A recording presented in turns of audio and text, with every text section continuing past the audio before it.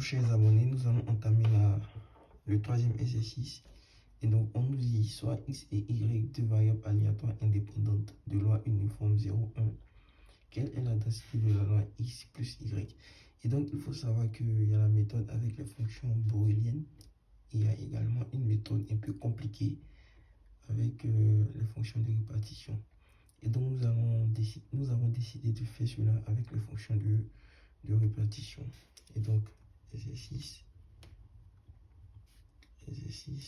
3. D'abord, on va poser z est égal à x plus y.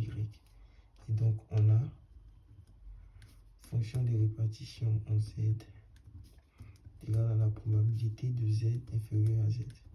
On va remplacer z par x plus y. Probabilité de x plus y inférieure à z. Et donc, on va faire passer le y de l'autre côté. Inférieur à z moins y. Et donc, ça, par définition de la probabilité, et je l'ai déjà expliqué dans la première vidéo, ça donne intégrale de 0, bon, de moins l'infini à plus l'infini, intégrale de moins l'infini à z moins y, de f de x, y, d de x, d de y. Puisque ce sont des variables aléatoires indépendantes, on obtiendra moins l'infini z moins y, f de x, x, f de y, y, d de x, d de y.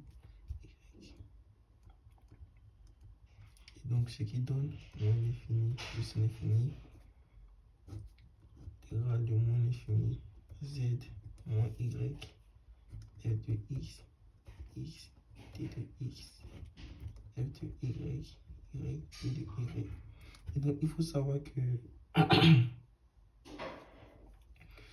moins l'infini z moins y, c'est le domaine d'intégration de y. Et donc on obtient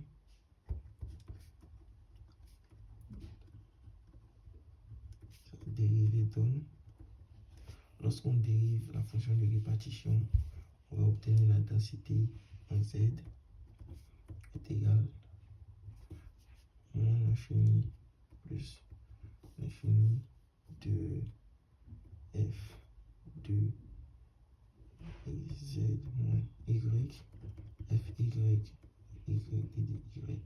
Et donc si vous l'avez bien remarqué, c'est qu'elle donne la fonction de répartition de x en z moins y. Et donc c'est ça que nous avons dérivé pour obtenir ça. Et donc tout le problème se pose au niveau des bornes d'intégration. Ici, il faut que, vu que x et y suivent une loi uniforme d'intervalle 0, 1, il faut que le y soit compris entre 0 et 1. Et le z moins y soit compris entre 0 et 1. Ce qui donne y compris entre 0 et 1 et y compris entre z moins 1 et z.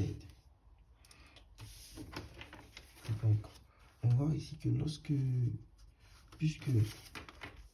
puisque x prend les valeurs de 0 à 1 et y prend les valeurs de 0 à 1, donc on a fortiori z à partir d'un intervalle 0, 2.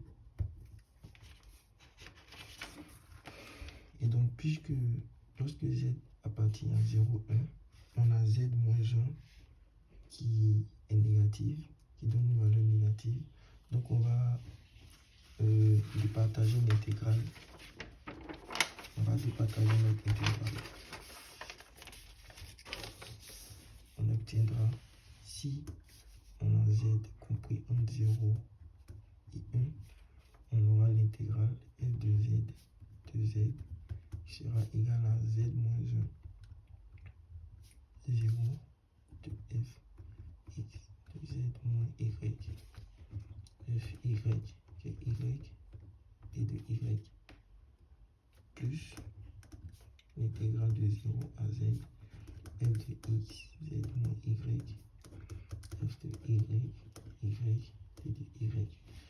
sur cet intervalle, puisque z-1 est négatif, on aura ça qui fait 0. Et donc on a 1, 0, t de y. Ici, cet intervalle, on aura tout simplement 1 plus intégrale de 0 à z de 1 t de y. Ce qui donne, ici on aura 0 et là par intégration plus 1 est égal à 1. Maintenant, si on a notre z qui appartient à 1, 2, on voit que lorsque le z appartient à 1, 2, notre z-1 est compris entre 0 et 1. Donc, ce qui donne f de z est égal z-1. Le z-1, il est compris entre 0 et 1. Donc, on va à 1, x, z-y, f, y, t de y, plus intégrale de 1 à z, f de x, z-y, f de y, t de y. Et donc, cela donne, puisque sur l'intervalle z-1, ça, puisque le z-1 est compris entre 0 et 1, on a ça qui fait 1. Et ça également qui fait 1.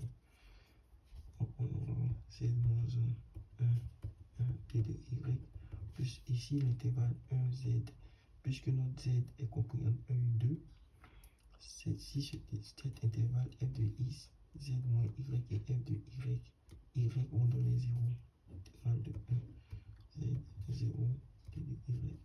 Donc on obtient au final est égal à 2 moins z. Maintenant, le dernier cas, sinon, c'est-à-dire pour les valeurs qui dépassent 1, voilà, sinon on aura f de z égal à 0. Donc, conclusion,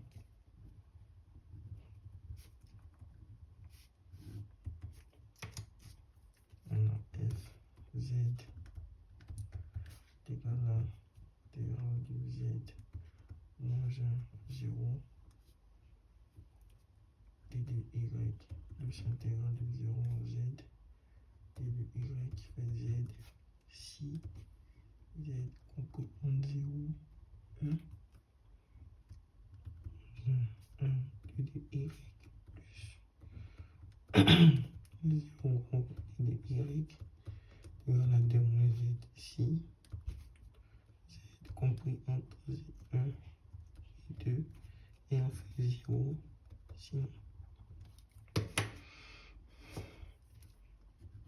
Et c'est tout pour cette vidéo, je vous prie de vous abonner.